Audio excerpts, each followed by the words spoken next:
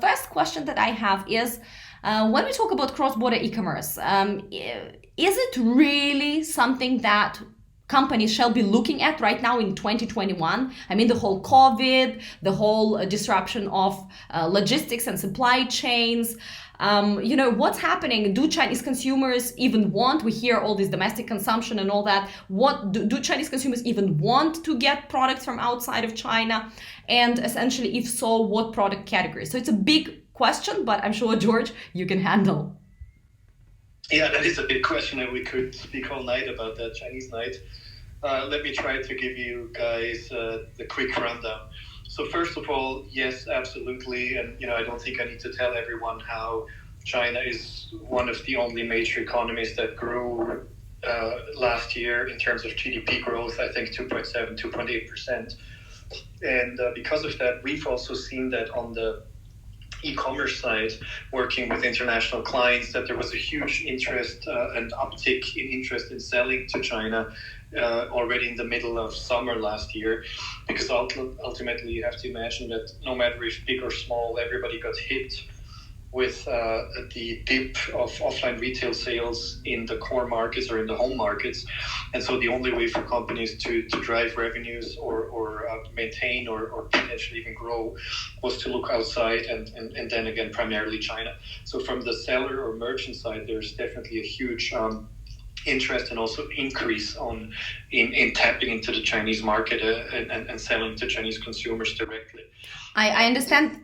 Sorry, George. I understand that you probably don't have numbers, but based on your experience, what is the uptake? Is like 10% more brands are going in, or we have 50% more interest compared to a year before, based on your experience? Yeah. Well, look, I have the bottom up view, right? Because I don't have the Alibaba, say, top-down view, or the China customs or whatever top-down aggregated number. I can have the bottom-up view, and I would say it's probably compared to previous years, which was already a big high interest. It's probably 20% to 30% up in terms of interest level. However, that being said, we also have to remember that the majority or all of the Fortune 500 companies have already been in China years or longer, and have established e-commerce either directly or through distributor, and have also established potentially cross-border e-commerce for selling the international versions of their products. So the second wave after that already started since 2014 roughly, with the introduction of cross-border e-commerce, or with the recognition by the government and the launch of Tmall Global, has been long tail of medium and smaller size brands, right, that now have the opportunity that they previously didn't have, because they would have had to go through a huge investment and incorporate a company and hire staff in China and so on. But now with cross-border, they can do that. So, to shorten the answer, ultimately, we've already had several years of this long tail of small and medium-sized companies starting cross-border e-commerce, and now it's kind of an additional boost to specifically these kind of players that are looking to tap into the market with that cross-border model. So are they still small and medium sized, or even micro businesses? Like, who is stepping right now? Because as you said, multinationals have been in China for a while. And if you're a multinational not in China, there must be something wrong, seriously wrong. Mid-sized brands also started moving. Yeah, it's a good point. I would say, again, from the bottom-up view, from what we're seeing, surprisingly, there's always hidden champions in each geography or country that might just not be on our radar, right? So you could have, the largest FMCG company from Lithuania, a small European country, and that might be a 10 billion euro or 15 billion euro FMCG company, which is for China measures smaller compared to Unilever or P&G or Mondelez small, but then again is a significant player. And just for historic reasons, companies like that just might not have been present in China with specifically food related, say, FMCG kind of products. So it's also these kind of hidden champions or regional larger players that for various reasons have not been here in the past. And then of course, yes, it is medium and small sized enterprises. And generally, as a cutoff, I would say if the brand does around $30 million in sales globally already, then they are suitable to start direct-to-consumer e-commerce sales in China. If the company is below that, it's probably too early. They probably don't have enough budgets to be able to invest in building up the brand and driving traffic to the shop.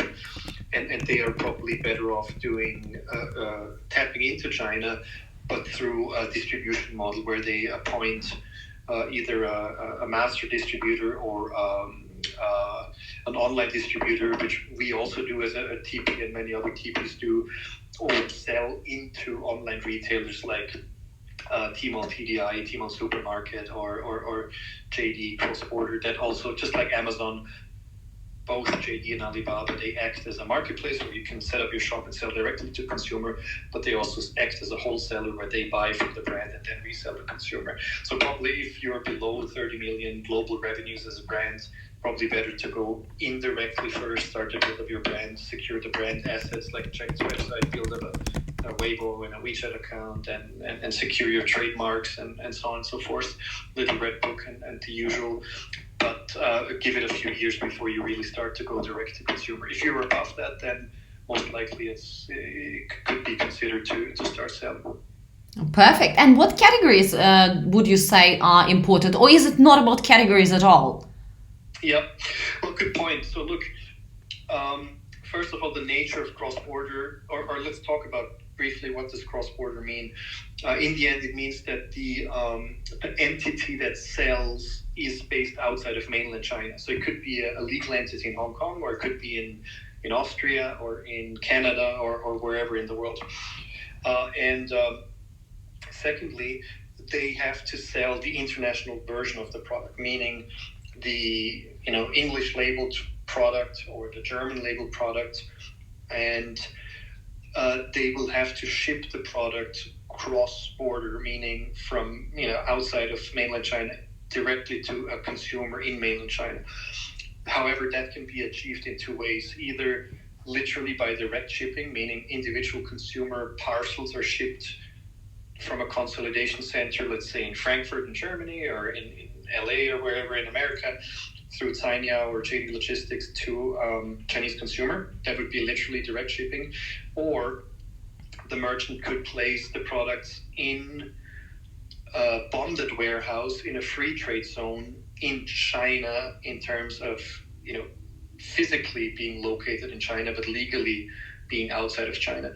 And only once the individual order gets picked and packed and sent and crosses the bonded warehouse or the free trade zone barrier into mainland China, then the personal consumption tax is deducted. So meaning, if you have direct shipping, there's higher logistics fees because you literally have to ship an individual order either by plane or most likely by plane to a Chinese consumer. So that will incur relatively high shipping fees. Or you pre-place the products in a bonded warehouse, and then you only have to pay container freight for bulk replenishment, and then a lower fee for the last mile delivery to the consumer. Why do I mention all of this?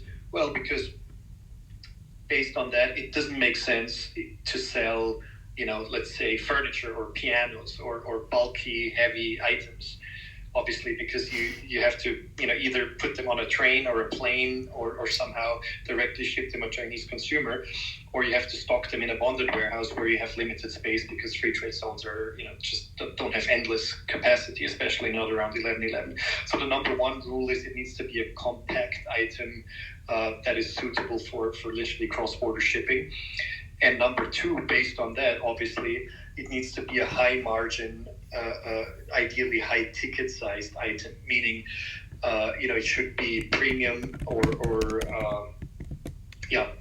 premium to affordable luxury, not too high end, which is something we can talk about later, because you will have to offset the shipping fees, which in 40 to 60% of the cases the merchant will cover, because you offer free shipping during the big campaigns like 11/11 or 6/18. So based on that information, the best kind of most suitable categories for cross-border are small items with a high value and a high loyalty or replenishment rate. And obviously that's one of the the most famous examples is infant milk formula, baby milk powder. It's a relatively high ticket item. It's not too bulky, and usually parents buy 3 months of supply and then will repurchase for the next 2 years. Same thing goes for cosmetics, because again, small item but usually high margin, high value. Fashion accessories can be interesting, like handbags, sunglasses, these kind of things. Apparel and shoes, maybe not so much, because you're selling the international version of the product, and the international version might not be suitable for Asian sizing, which is usually different. So that kind of breaks us down to the most typical categories. This is perfect, very insightful. So how do I know, apart from the fact that I have global revenue of 30 million US dollars, how do I know, apart from all that, whether I'm ready for China or not? Yeah, that's a good point. And based on the experience that we have of ultimately, I don't know, 12 years, and cross-border maybe 7 years, one of the several key success factors, number one, has the brand or merchant previously done direct-to-consumer e-commerce in any other country, including their home country? Because you wouldn't believe that oftentimes, a brand goes like, oh, I want to, I've never done e-commerce ever anywhere, but now I'm going to start it in China. And that's just, two things that are new and that you're doing the first time, which in combination might add too much complexity for the brand to handle. And just selling on Amazon is not really direct-to-consumer e-commerce, because Amazon is just an online retailer.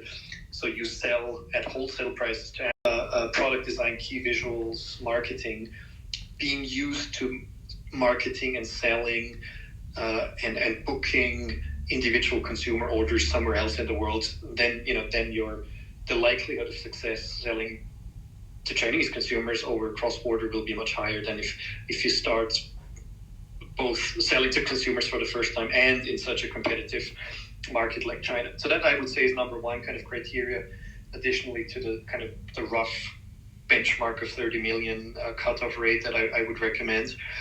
And then also the categories we talked about: mom and baby, fashion accessories, cosmetics, food, potentially if it's higher value and more premium, wine potentially.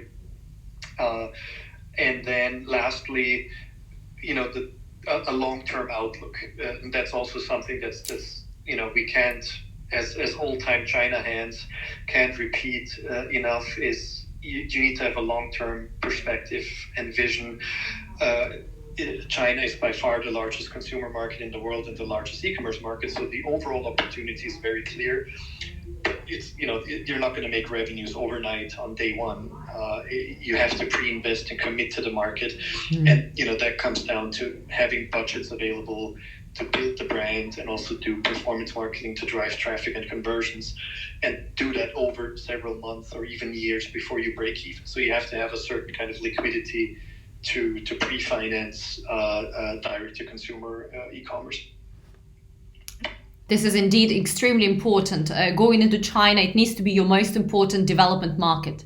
And when it is your most important development market, you look at it long term.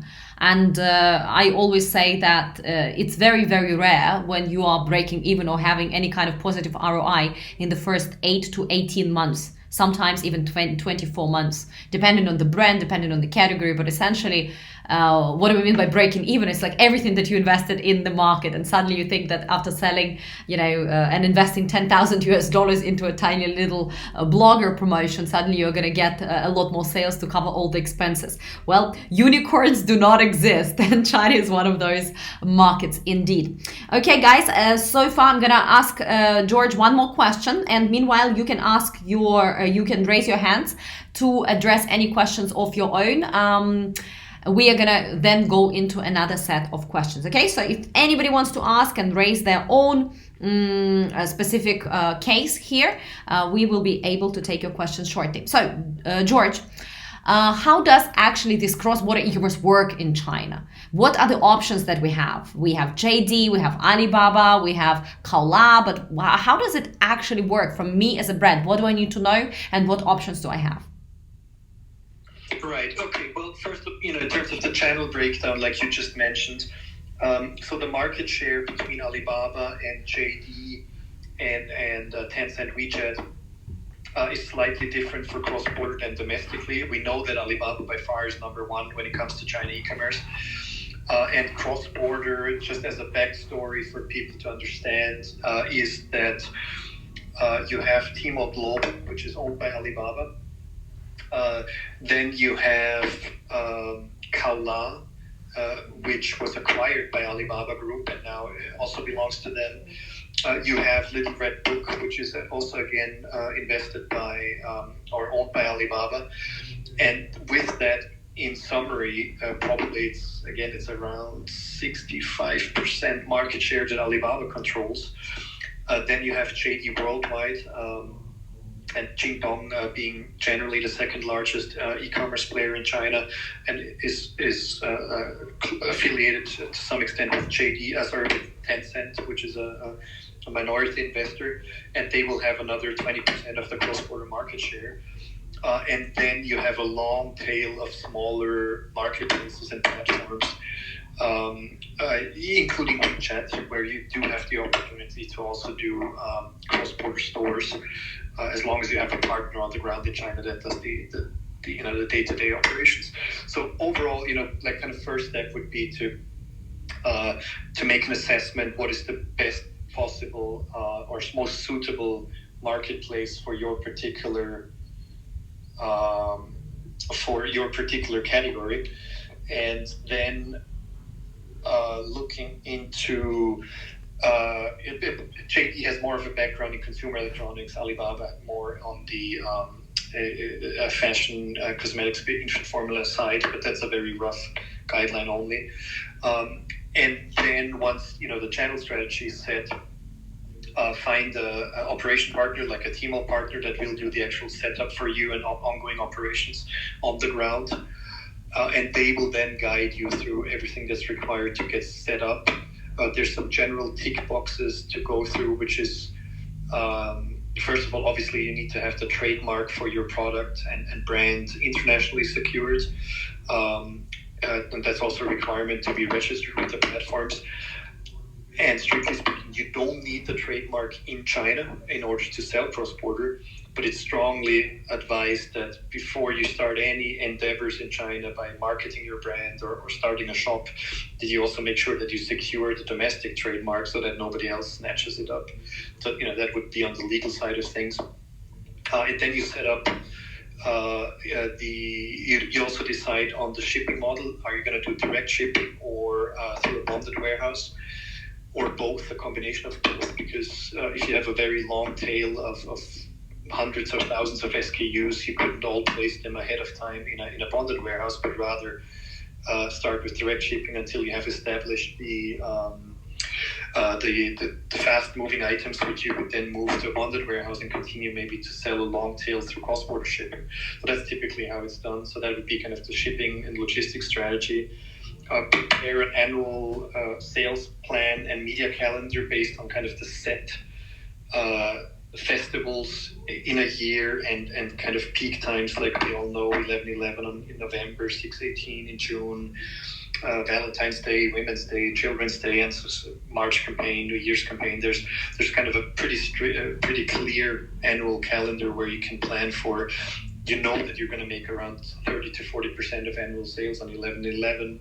You're going to make around 20 to 30% of sales in 6/18, the second largest day of the year, and then the rest spread out throughout the other campaign days plus the always-on regular sales. So based on that, you can kind of pre-plan inventory and also budget and allocate them throughout the year. And well, it's a lot of details.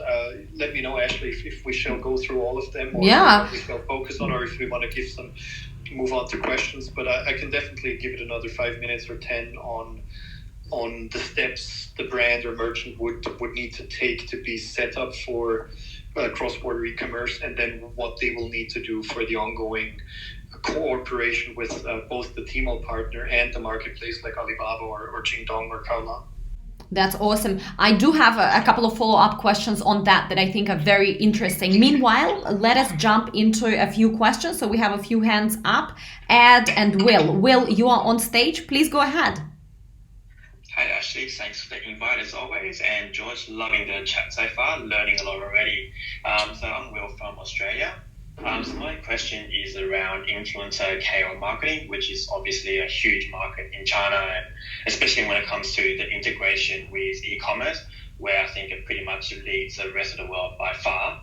So my question is, what are some of the trends that you're seeing in terms of KOL marketing? How is it evolving?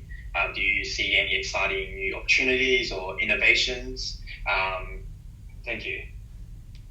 All right, yeah, maybe we'll have Ashley comment too from her side, which is, maybe a little bit more on the branding and softer KPI viewpoint in terms of, awareness and top of mind recognition and buzz creation versus in my world, fortunately for the clients or unfortunately for us, everything gets measured in terms of an ROI, return on investment. So ultimately, the Tmall partners, as well as the marketplaces and the success of a brand at the end of the year gets measured. How much cost did I have? How much media budgets did I invest? How much sales did I generate? What is my net profit margin in terms of direct-to-consumer sales? So we're always going to be tied to this very transparent ROI when it comes to e-commerce. And so based on that, we might have a slightly different viewpoint at KOLs and live streaming and also KOCs than people that work more with brand budgets that have a different set of KPIs. So from our viewpoint, I can tell you it's an absolute necessity, and I think you all know that in terms of working with key opinion leaders, with celebrity endorsers. I would say one of the key things, like I'm saying, to keep in mind is that Chinese e-commerce and the marketplaces continue to be deal-driven and discount-driven, and that's just the reality. I think we need to be, honest and transparent about that.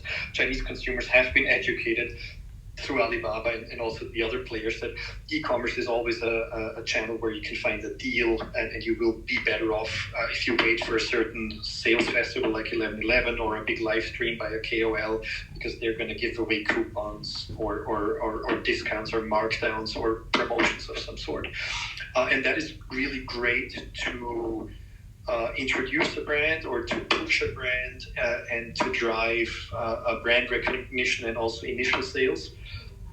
However, the key is obviously to control margins because you will need to be prepared to give a significant margin to the live streamer you work with or the KOL or the endorser. And so the biggest challenge we're seeing is just the balance between using that as a brand building and market share driving investment versus actually generating net profitable e-commerce sales.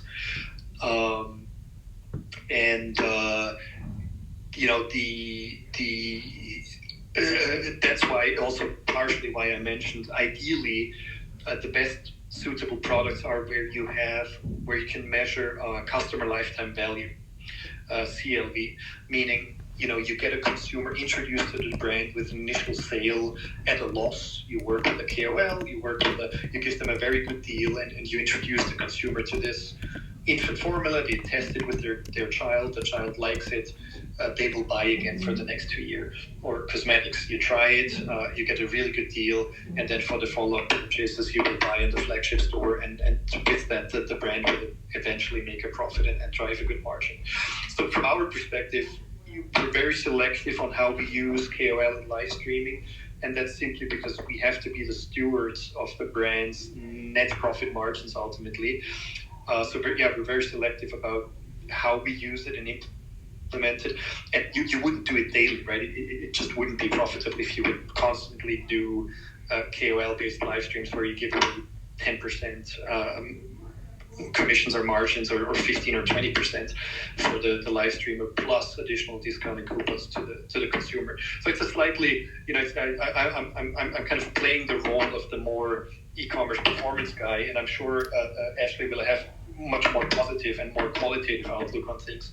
My role is more to say, let's always look at profit margins, which ultimately at the end of the day is what the brand cares about. Absolutely. So when it comes to bloggers, there's no question whether or not to use them. You need to use them, but you need to use them smartly. When it comes to live streaming e-commerce, based on our experience, it's either you use your in-house team to live stream on a daily basis, 5 to 8 hours a day. And then your cost is a lot of TP partners. They have their own live streaming studios. I'm sure George has one or several, in fact. And you also sit your internal team if you don't have a TP partner, and they essentially go and do live streams. So then cost to you as of external spend is just the time and the equipment and the rental. Or you go full on big KOLs. So anything in between doesn't really work when it comes to performance, because with big KOLs, what you can do is you can generate a lot of impact. It's great for marketing. You can reuse these short videos where, let's say, Austin Lee is endorsing your product. You can put it out all around Waithow. You can put it on external platforms. Plus, a lot of people see you, hear about you. It's the social proof. You could get a lot of feedback from it, etc., etc. Again, only after 2, sometimes 3 purchases from this exact customer, what George has mentioned as customer lifetime value, you are going to be in profit. Because if you work with top bloggers, you're paying them anywhere between 20 to sometimes $50,000 for the time slot to live stream. Plus, you're giving them very often between 25 to 40% also discount on your essentially original price. So there's no way that you're making profit with these collaborations. When it comes to outside of e-commerce platforms, outside of the marketplaces, that's where bloggers can create a lot of value. At the end of the day, in order for you to sell and have strong sales on e-commerce platforms, you still need to have a very strong brand. You need to have communication. You need to have content. You need to have blogger endorsement. Red is a phenomenal platform to do that. Weibo has their issues with, fake followers and stuff like that. But nonetheless, you need to be using bloggers for amplification. They are just one part of that strategy, but they are an essential part of the strategy. So can you go into China avoiding bloggers altogether? Likely not. I've never seen a brand succeeding without bloggers. I've seen a lot of brands succeeding primarily because of bloggers. For example, Perfect Diary is a perfect example, as they were investing in the early days up to 80% of their essentially revenue back into marketing and sponsoring all these big and small KOLs on a variety of channels. Right now they are down to about 65%, and further they need to go down because their essentially whole operation, their whole business model right now is not really working out financially too well, because a lot of stuff is just going into marketing. So bloggers are a must, but you need to be smart about distributing them. And if you're wondering, like in January, my marketing here, I have a marketing budget of let's say $100. How is it distributed when it comes to in marketplace and outside of the marketplace? It's around 50-50. And in terms of bloggers outside of the marketplace, you're probably looking at between 20 to 30%. I think when it comes to inside of the marketplace, this blogger percentage is, probably also around 20%, but it only happens for the big festival like 618 or 1111. I hope, Will, we have answered your question. Maybe one comment, just Will, because I see your picture with Miranda Kerr.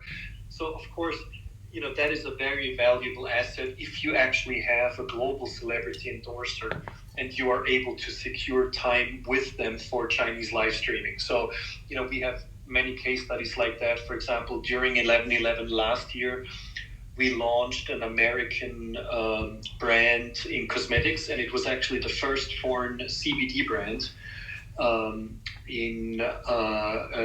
that would sell cross-border to Chinese consumer, called Uncle Buds. And they, as celebrity endorsers, among others, have the famous basketball player Magic Johnson. So he did 2 live streams with us, and also with a Chinese KOL together on Taobao, Tmall live streaming. And that had a very big impact because that is still a very highly recognized name among a certain target audience. But then on the other hand, how much time of such a celebrity can you specifically book per year to do China live stream? Ideally, you would get them at least twice or maybe 3 times for the launch for 11/11 and for 6/18.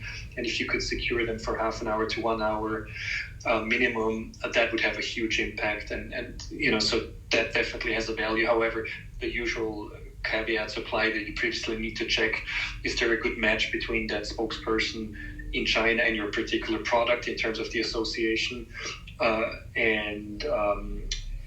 Secondly, will you also get the support from the marketplace partner like Alibaba? In our case, Alibaba heavily promoted and subsidized that live stream with Magic Johnson because it was a very good PR opportunity for themselves. So they also boosted the viewership and the announcement of the live stream, right? But I think just based on your profile picture, I think if you have celebrities like that at hand and a very nicely match with the brand and associated with their image and the brand image and have their time available, that's amazing. Thank you, George. That's very helpful. And thank you, Ashley. Lots of sessions as always. Thank you. Thank you so much, Will. We're moving on to Ed. Ed, please join us on stage. Hi, this is Ed. Thank you so much. It's very helpful. And I think I have only one quick question at this stage. My question is that what are your main competitors in China?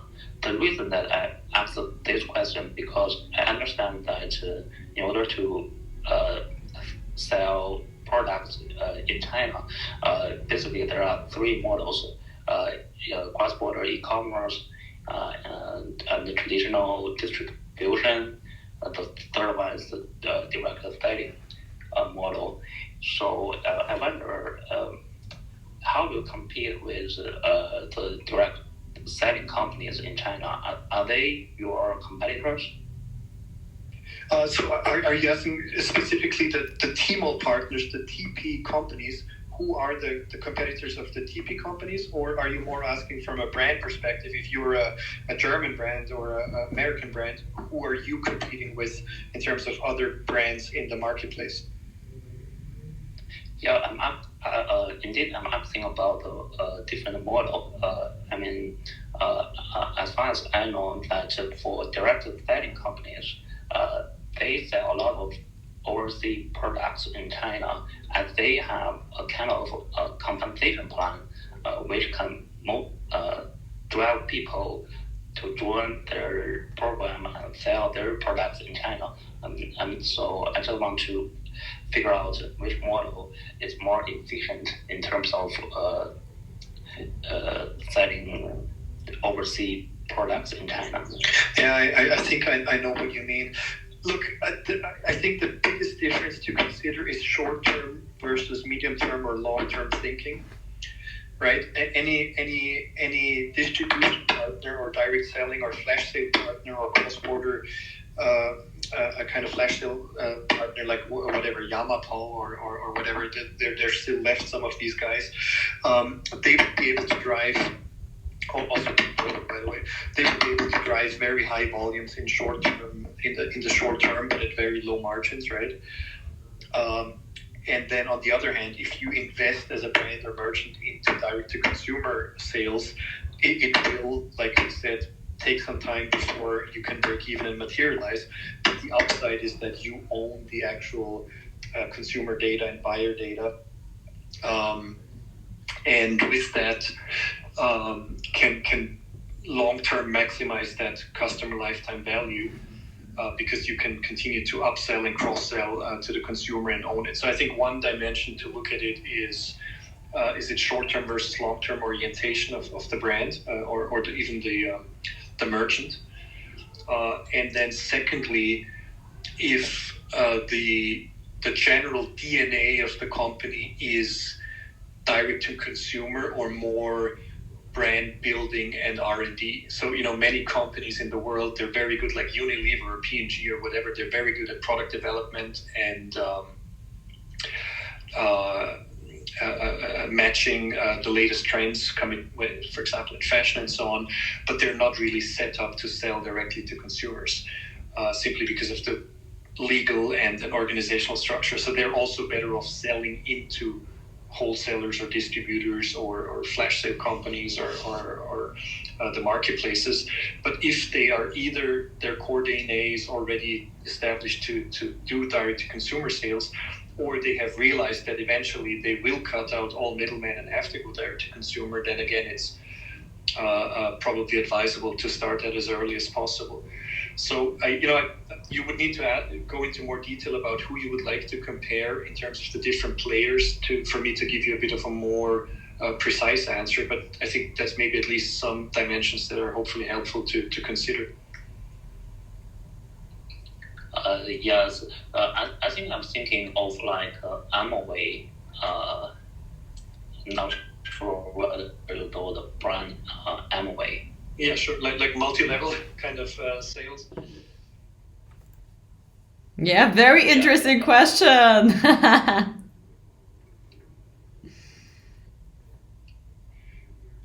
I'm not sure. Are they still active in China? I don't think they are. I don't think so. I don't think so. So when it comes to multi-level marketing and firms in general, is kind of a gray area. Even though I know that for Amway, China was the biggest global market, perhaps. It's still not very organized or clear, and legally it can be difficult. Like, are these representatives actual employees? If so, that you need to pay social security. If not, how are you breaking down their expenses? So it's a lot more complicated than just selling like that. But essentially, yes, there's a lot of companies that are operating that model, and they very often do that through a series of WeChat groups, and they use WeChat Work to set up teams and levels. So they build this kind of WeChat mini programs to track, and then they also give links to JD or to Taobao, right, for the actual purchase. But it is not very straightforward. I hope that also gives you a bit of guidance. Yeah, about it. Gorgeous. There are a lot of American brands using multi-level compensation. Yeah, indeed there are. Yes. Yeah. Awesome. Go ahead. Awesome. Thank you, Ed. Okay, let's move on to Kate then. Kate, you're on.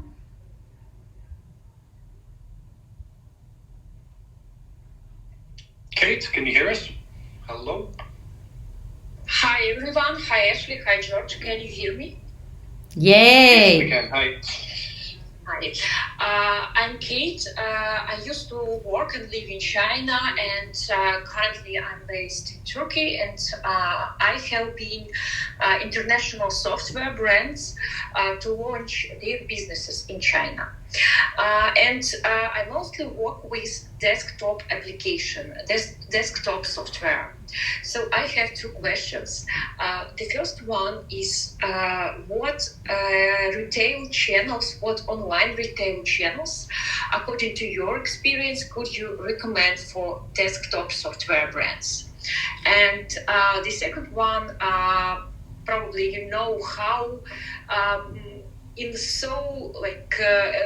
know that in China a lot of mobile traffic, and probably from your experience, you know how to better sell desktop software, converting mobile traffic into sales. Thank you. Oh, wow, yeah. I fully understand your question. It's something I don't have expertise in, because we typically deal with consumer products, consumer brands, and this sounds more like an enterprise sales model where you're selling, it's commercial software, right? B2B? No, it's actually B2C. It could be productive software for MacBooks or photo editors for computers. So software like that. I see. Okay, understood. I don't have first-hand experience. I don't think we've ever had a client in particular desktop software.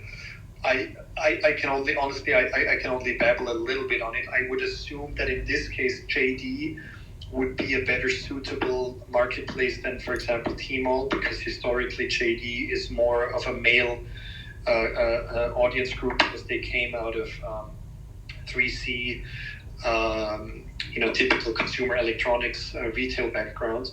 So that could be potentially one hint that is probably a better initial channel to consider. And they also might have the co-branding opportunities or the sales volume with the actual hardware, meaning laptops and desktop stations. But other than that, I am afraid there's not too much first-hand experience I could give you on actual packaged software. I'm not sure, Ashley, if you have any insights or experience on that particular segment. Right. I would also say that this is not a very popular segment in China, first of all, because just like with apps that go onto the phone or software that goes into a computer, very often the overseas developers do not understand fully the needs of Chinese consumers. So very often the software, the language, the functionality, etc., do not fit. And we have had experience, a couple of years ago working with some software companies trying to adapt their products for the China market. But it was always extremely challenging for them to actually make it a success because of those things that I've just now mentioned. However, if you are, willing to try it in the market, the most kind of straightforward way is to actually launch advertising. And in China, search comes from a lot of different sources, not only from Baidu, but it also comes from, let's say, WeChat, or there's a lot of search on, as George has said, on marketplaces such as JD or, Tmall or Taobao.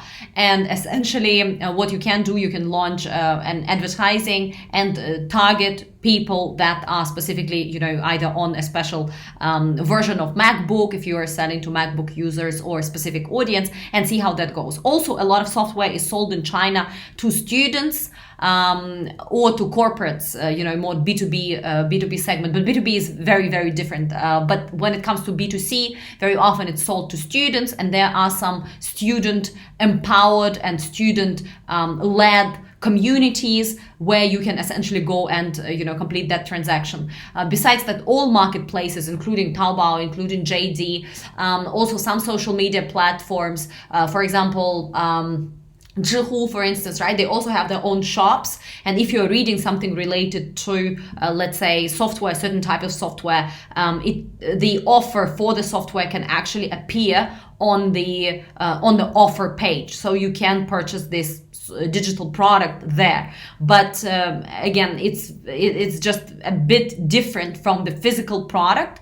And I would say that my biggest advice to you before making anything happen in China, launch a strategy project, launch a survey, a research, something that actually gives you the outlook, the map of what China looks like in your specific segment right now in 2021. Who are the competitors? Is there a need in the market, etc., etc. This research is probably going to cost you 20 or 30,000, US dollars. This strategy project, but it's going to save you all that money going into China and trying and going through the trouble and then seeing that it actually doesn't work out. So my biggest advice would be, do not go there blindly, because it's not something straightforward like in the rest of the world. Thank you, Ashley. Thank you, George. Actually, we've already made marketing research, and we already started our sales in China on our own website and on App Store. And also we do advertising. And thank you for your suggestions regarding students and regarding JD. We will definitely try these channels as well. Thank you. Awesome stuff. Thank you, Kate. And once you are in the market for a couple more months or years, definitely pop by and do let us know how it goes and share some of the learnings. It will be very, very interesting to also hear your take firsthand launching it in the market. Thank you so much for coming up. Okay, guys, moving on. Let me also remind the new audience that is on stage right now and joined us right now. Please do follow all the amazing people on stage. Follow George. He's absolutely awesome. Follow myself as well if you're not following yet, and follow us with a bell. So next time when we run rooms, you're going to be notified about that.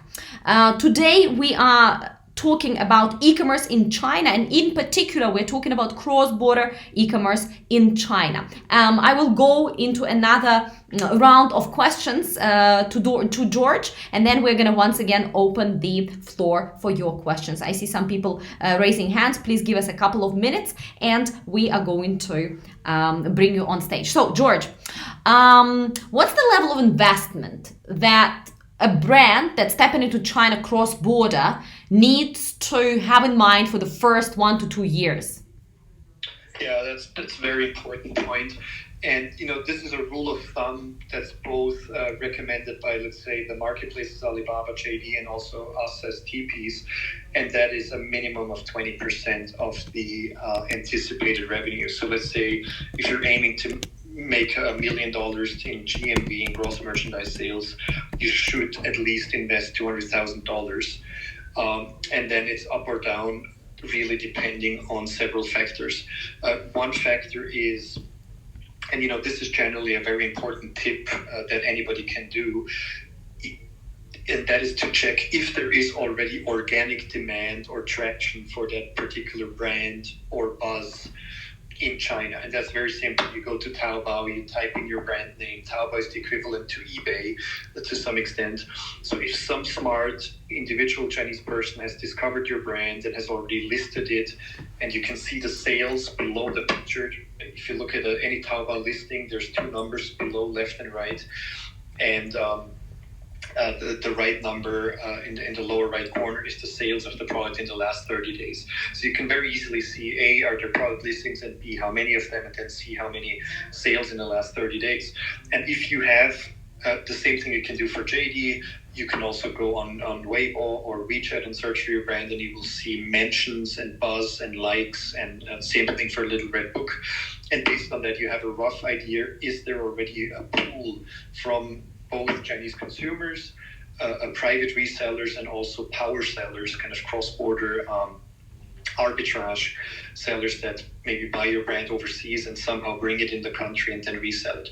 And that's what you want to see, right? Ideally, you want to see organic demand.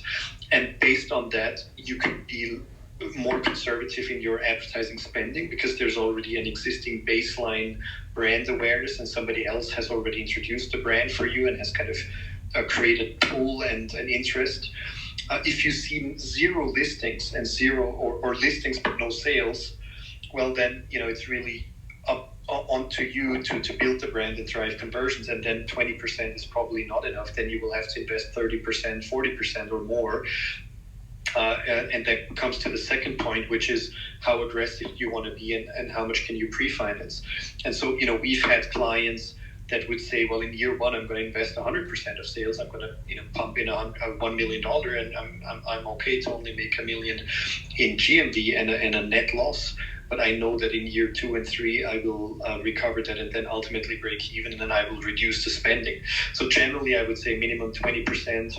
If you're in cosmetics or supplements, which are very hot categories, but also very competitive, probably it's more 25 and 30% minimum. And then again, depending on your exact market share goals and also, of course, the financial resources you have, that could go up as much as you want. And then, however, secondly, you could decrease it year on year. Like you might start off with an aggressive 30% and then scale it down to 25 in the second year and then 20% in the third year. So those would be general rule of thumbs, but of course it will vary depending on the exact category, on the current pre-existing organic brand awareness and on your sales targets and financial capabilities. This makes a lot of sense. This is awesome. Let's look at Alibaba versus JD. So what you've mentioned, the first section of our chat was that obviously there are all these JD, Alibaba, there is Kaola, and then there's a long tail of other options that you can have. Do brands usually go for both platforms, or do they usually choose one? Essentially, what is the difference? How can a brand choose, apart from the obvious ones? If you are in 3C, go for JD. If you're in cosmetics, go to Alibaba. How can a brand make a proper decision where to go? And if go for both, what is the matrix for your first couple of years in China doing cross-border? Yeah, right. All right. So, again, the answer would be quite different when it comes to domestic e-commerce, where it's more nuanced. When it comes to cross-border, and, I have zero affiliation with Alibaba. We're an independent player that works with all the marketplaces. But in cross-border, the truth is simply that Alibaba dominates because, like I said, they own Tmall Global, Little Red Book, Kala, and those are just dominant forces. And JD Worldwide is surprisingly weak, to be honest. And you will also realize that once you engage with the overseas teams of these marketplaces, Alibaba has built up an extremely strong presence in the home markets of brands like Germany, France, Italy, United States, Australia. They hired local domestic native speakers that are very knowledgeable about both the origin of the brand and the home country and e-commerce, but also China. And they typically have, very good consulting and help. And JD Worldwide, the experience has been for us more that they do have some overseas offices, but it's typically maybe more a Chinese staff that is not as native with the brand in their country of origin. And of course, secondly, they just deal with the fact that JD Worldwide has maybe 20%, 15% market share in cross-border. So number one, unfortunately, and I say that because you never want to have one such dominant player. Just like with Amazon, it's the same situation with Alibaba. It would be better if you could balance it, but to some extent, unfortunately, there is just Alibaba as the primary option. But fortunately, that also gives you a lot of leverage if you build up a good relationship with them and get all of their support, and they will help develop the brand. So that's kind of number one outlook. Number two is that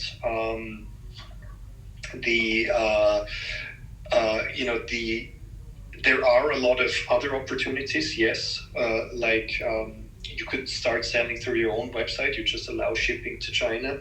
You have maybe a Chinese language version of your website. You could set up a WeChat account, but it's just going to be a higher cost per acquisition, CAC, because you will need to literally pay people to come and visit your WeChat store or your .com website, versus on the marketplace you already have, in the case of Alibaba, 600 million active shoppers that are on the platform looking for deals or looking for Western brands, and it's typically a lower price to direct them to your store, and also the cost of conversion will definitely be lower than on a .com website or a WeChat account. So those are things to consider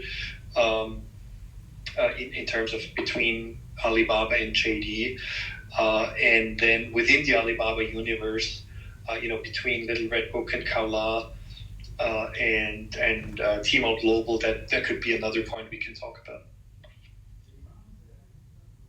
This is gorgeous. And as we already established, it's not gorgeous, it's gorgeous indeed. Okay, we still have a couple of minutes. Let me do that. Guys, if you still have questions, please raise your hand. I'm going to bring you on stage. Winston, I see you. I'm bringing you on stage right now. If anybody else has questions, raise your hand. We're going to go through this round of on-stage questions, and then I'm still going to have one question to George, and in probably 10-15 minutes, we're going to wrap up this session. It's extremely exciting. So, Winston, I'm bringing you on stage and looking forward to hear from you. Yes. How are you? Yes, great. Yeah, terrific. Thank you, Ashley. And hi, Winston. Yeah, terrific. Yeah, I'm a Chinese native, but now tech investor based in New York. Obviously focused on this thing, right? So my quick question for you is, what do you see esports coming into this mix, especially for marketing? Well, I am under NDA, but we are currently talking to an esports player in regards to cross-border e-commerce, and that is for merchandise sales. So I'm not sure if you're referring to merchandise sales or if you're talking about streaming rights or other things. Oh, for the major brands. For the major brands, let's say merchandise, as well as like just corporate sponsorship. Yeah, because traditionally guys, spend lots advertisement dollar, as you mentioned before, right, on those traditional platforms. And now, gaming, esports, it got a big boost because of the pandemic. User traffic is huge, so it becomes kind of a new channel, right, for marketing and branding. I think it makes some other platforms a competitor for the overall advertisement dollar. What do you think? Yeah, absolutely. So, generally esports, as you know, I don't need to tell you, is extremely hot in China, very interesting. And also the merchandise sales is a very nice opportunity.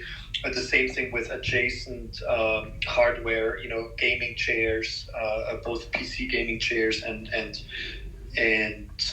console gaming chairs, which yes are more prone to domestic e-commerce, but potentially if it's a strong brand, you could even sell cross borders through a bonded warehouse if it's a smaller SKU selection.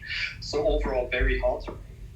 I think cross border is happening, right? Because Tencent VSPN is reported about thinking a US listing this year. So it seems like these domestic players are looking into the global markets, and eventually I think they're going to behave like TikTok to take some piece of the global advertisement dollar.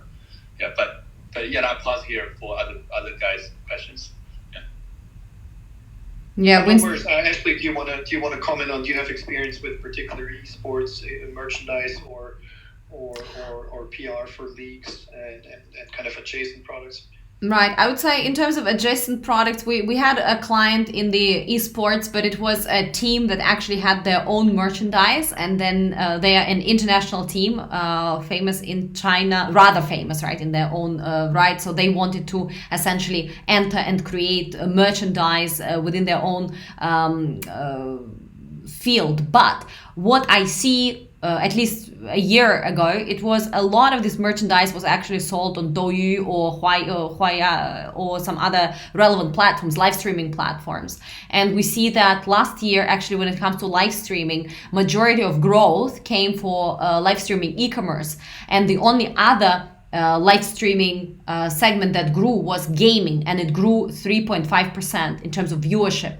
So all other educational live streaming, etc., when it comes to hours spent and watched, they are entertainment, etc., they are somewhere more stable. So I see what's happening with live streams and games and all this area. It's definitely going to become more like Ready Player One. I'm sure that you've seen this movie, right? When you live half your life in the real reality and the other one in virtual reality, where inside the games you will not only be able to purchase skins, but you will also be able to purchase physical products. So that's one way it is definitely going to go. And Tencent is one of the biggest players in creating games and obviously publishing games and running and investing also in live streaming platforms for games, etc. They will also at one point, they're usually a bit slow at that, but they will also at one point move into creating their own physical product ecosystem and collaborating much closer with brands. And that also creates, of course, because this whole ecosystem is being built up, it creates a lot of space for physical products, hardware, merchandise being sold for Chinese consumers to enjoy that new reality. And with this, guys, I see there is no more hands, and George, do help me if you see any hands, because sometimes there's a glitch. Ooh, I see Ray. Ray, I'm bringing you on stage. So Ray, I hope you do hear us. Hi, how are you? Hi, Ashley. Hi, George. Hi, I'm Ray here. Just have a couple of questions about how platform IP actually works for cross-border brands. So, for instance, like we on Tmall, so we would have something like Chaopingri or even a lot of other different events and also different IPs from the platform for cross-border brands to join, and even for I guess. Just wondering how is the process looking like? Because from what I heard from others, they said that there would be a pitching process that the brand would have to do with the to pitch the brand to the platform essentially, and just wondering how that actually works. Okay. Well, I think there's several different things that we need to keep apart. So what you mentioned is the super brand day, right? For example. Yep.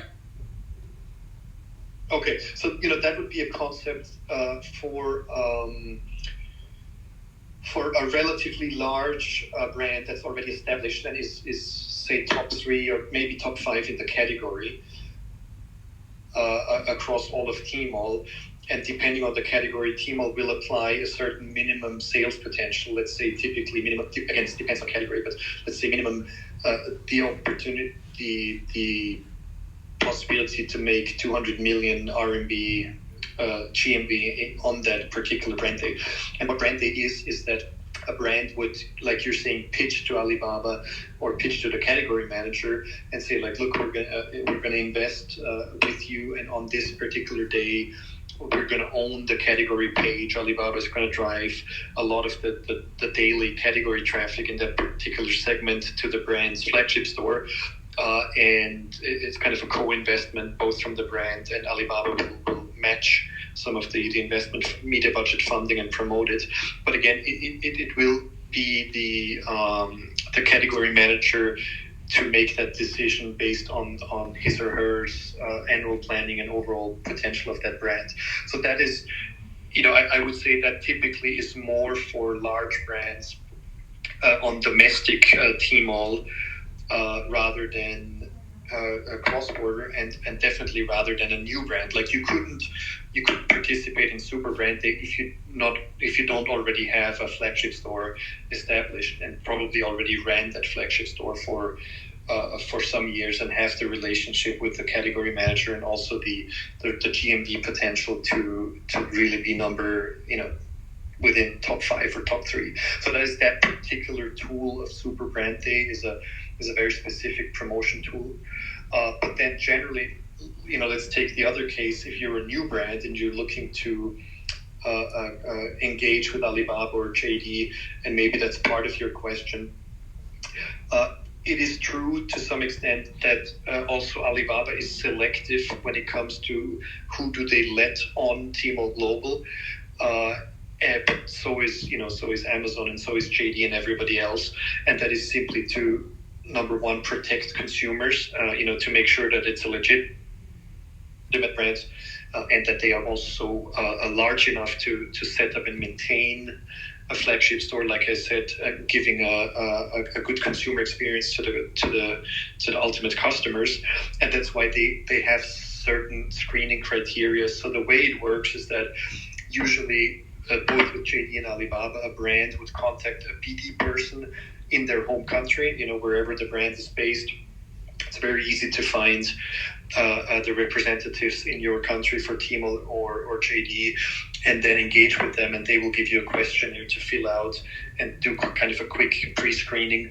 Or alternatively, you could start by directly contacting a TP company, and then they will go through building the business case and the screening with you before they introduce you to Alibaba or JD to do the onboarding. So that's a natural filter to make sure that the brand is suitable and it makes sense for both the brand, the marketplace, and ultimately the consumer to really make a flagship store. So maybe to answer your question, yes, there is some sort of pitching involved for pre-screening, but it's not it's not arbitrary. It's ultimately to maximize consumer experience and give the best value to consumers, and that's why both the TP and Alibaba will put a very good effort in making sure that the brand really is suitable to sell directly to consumers.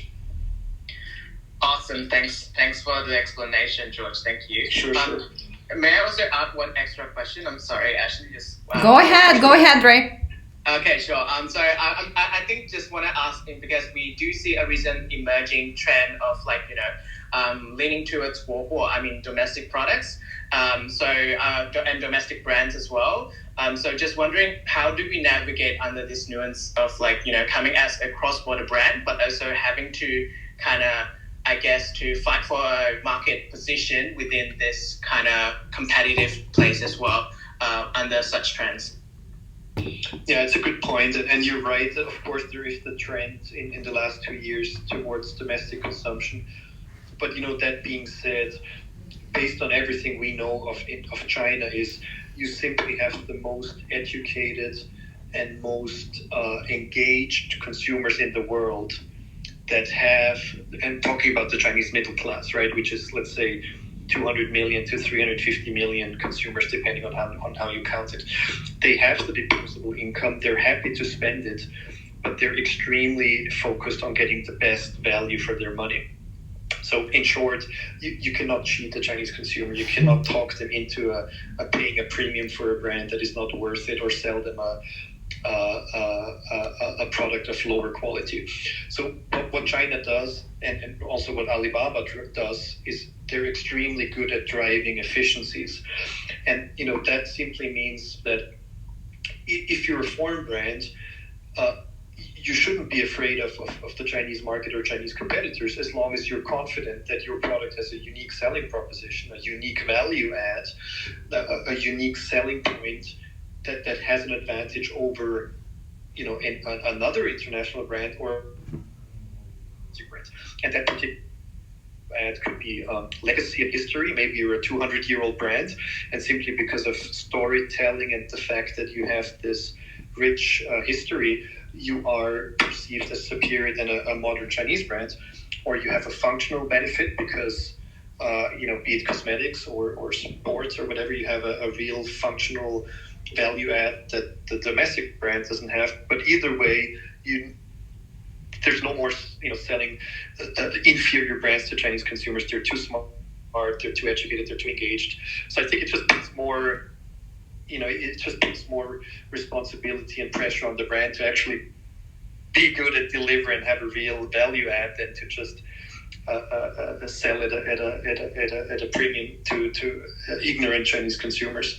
So short story short, it drives efficiencies. It makes everybody work harder for the benefit of the consumer.